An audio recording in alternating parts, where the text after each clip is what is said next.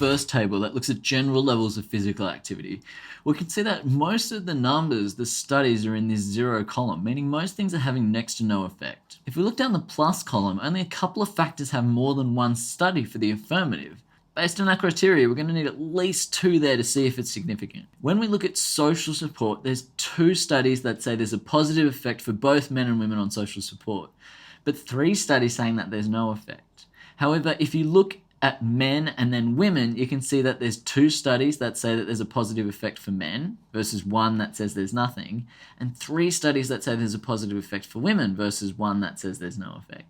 So if you add them all up, we've got 2 plus 2 plus 3 is 7 versus 1, 2, 3, 4, 5 studies that say no. And so 7 to 5 means that there's convincing support, that social support in the socio-cultural environment leads to higher levels of general physical activity. If we look at the things that influence people's sedentary lifestyle, none of the factors have more than one study supporting the effect of certain things or environmental factors on whether people are sedentary or not. They're not convincing because there haven't been more than one study on it. So we don't know any environmental factors to try to reduce the amount of sedentary time that people do. If we look at levels of moderate physical activity, again, we can't find any factors that have more than one study that suggests that that factor leads to high levels of moderate physical activity. Therefore, we don't have any environmental factors that have convincing evidence that changing them will influence someone's moderate physical activity. When we look at sports or vigorous physical activity, first of all, you can see that convenience of recreational facilities has lots of studies on it. All of them are 17s, which means that there's lots of samples within the same study. Of those samples, most of them are saying there's no effect. So if you add up the numbers, it looks like there's more saying there's no effect than studies that saying there is a positive effect. However, if you go down 1 to availability of physical activity equipment, we've got 2 studies saying there's a positive effect for men and women, and 2 saying there's no effect. And then if we look just at men and then just at women, we find 1 study each saying there's a positive effect, meaning overall, the availability of physical activity equipment does seem to be influencing people's propensity for engaging in sports or vigorous physical activity. Convenience of recreational physical activity does have a possible effect here based on the statistics in front of us. The other area that does seem to influence someone's sport or vigorous physical activity participation is right down the bottom here with social support. You can see that there's 1, 2, 3, 4 studies that suggest social support have an influence on people's vigorous physical activity, and only 3 studies that found there was no effect of that. So overall, if we want to promote sport or vigorous physical activity, we know that we need to try to make physical activity equipment available for people and try to make it convenient. That might be a possible association. But again, social support does seem to be an important factor at trying to help people engaging with sport. If we look at moderate to vigorous physical activity combined, or MVPA, we can see that there are a few things here that might be influencing people's engagement. We need to start doing a bit of maths to figure that out though. If we come down to accessibility of recreational physical activity, we can see that there's 6 studies here that found a positive association between that and people's moderate to vigorous physical activity. There were 8 studies that found there was no effect. This means there's about 42% of studies that looked at accessibility of recreational facilities found a positive effect on MVPA, or moderate to vigorous physical activity.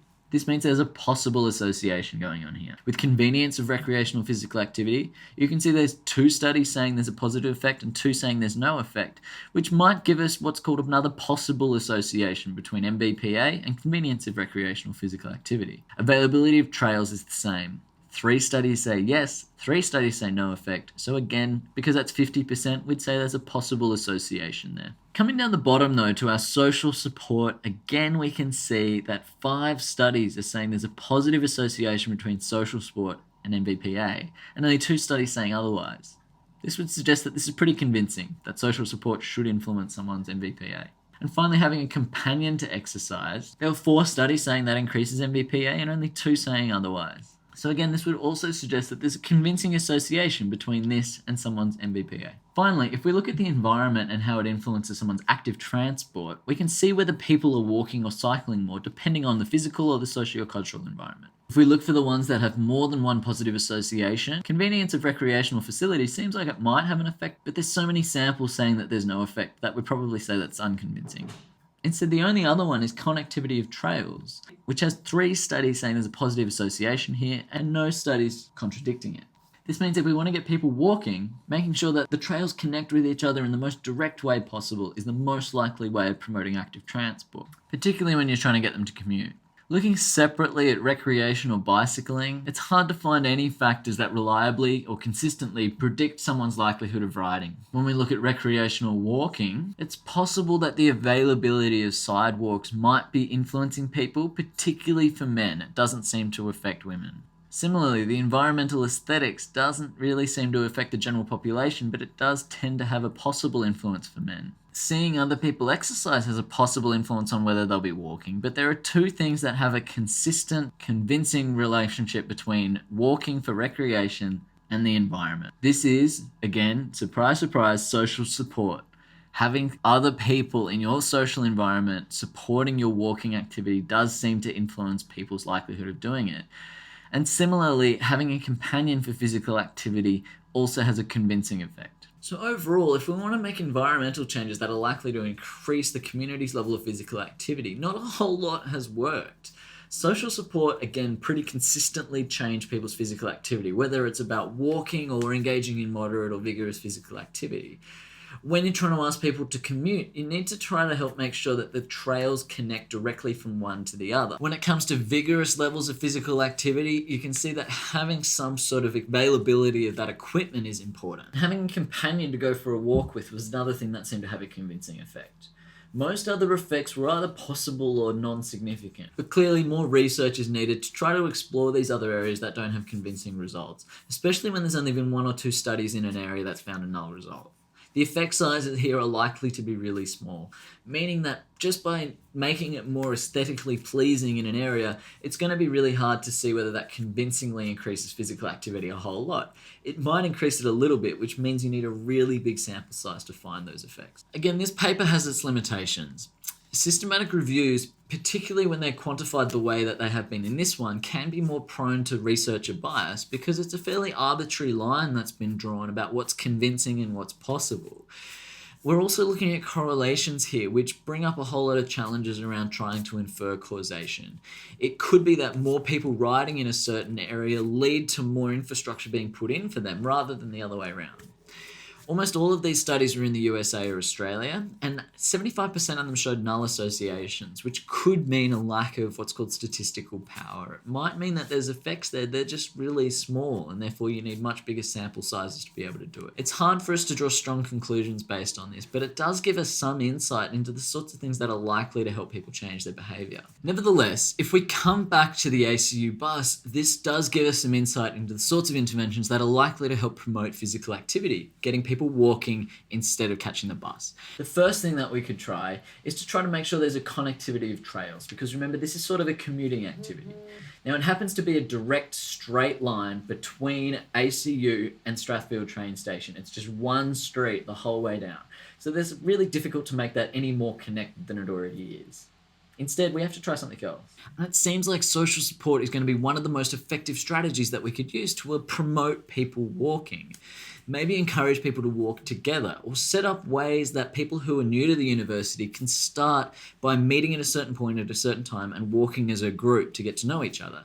These sorts of strategies might feel a bit contrived, but they have been validated with younger people. In primary schools, there's this idea called a walking school bus, which is going to be way too juvenile for our mature young people at university. But the idea is that you get like a parent at the front, a parent at the back, and then the kids all walk as a group together.